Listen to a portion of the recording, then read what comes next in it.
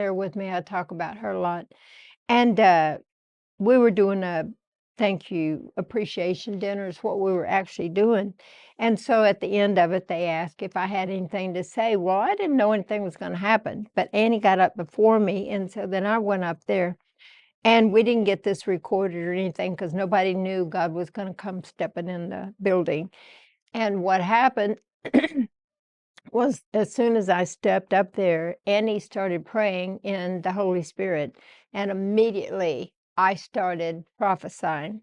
And I started prophesying about the movement of God, and I was explaining what the difference. I didn't know I was explaining. It was coming out my mouth. I was hearing it at the same time I was saying it.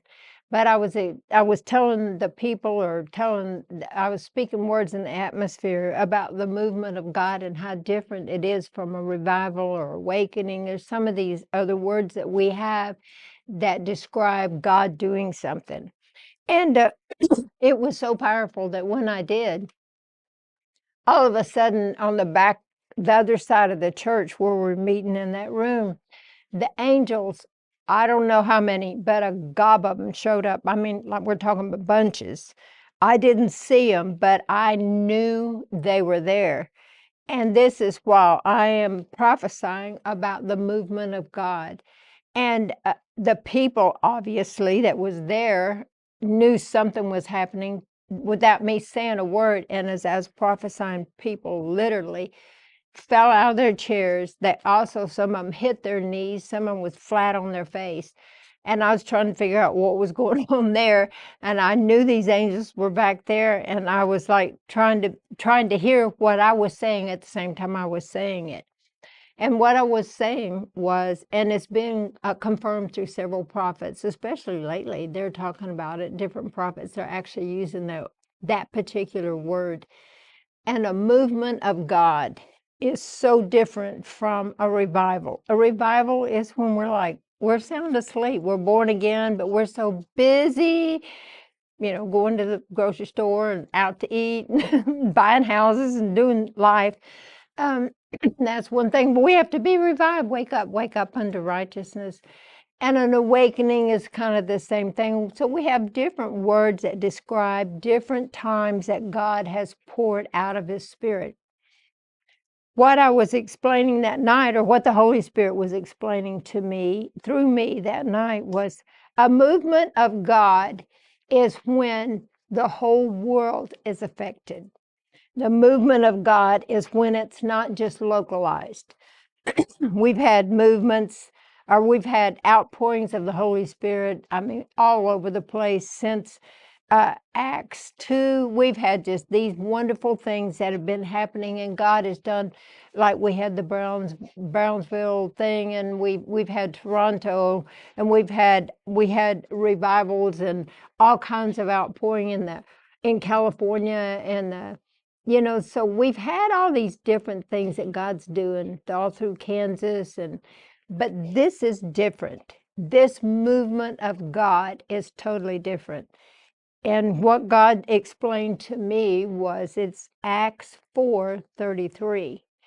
And Acts 4:33, when the Holy Spirit came in Acts 2, it affected the whole world, because Acts 2 explains that when they came from all different places, all different locations, all different nations, they actually could hear the Holy Spirit talking to them in their own language.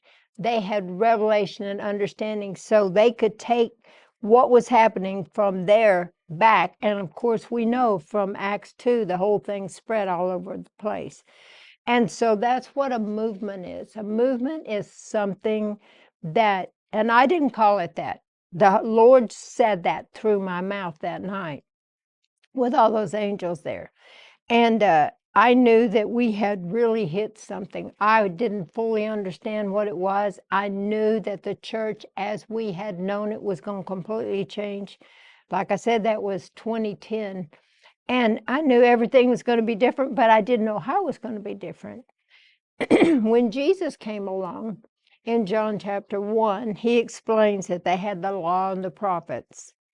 But he said, now there's going to be something brand new. This new thing is going to begin to happen.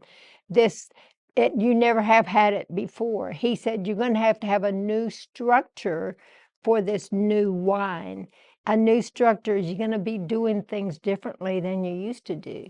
For instance, years ago, I've lived in every kind of house you could imagine. I mean, I grew up, like I told you, in a farmhouse that didn't even have electricity.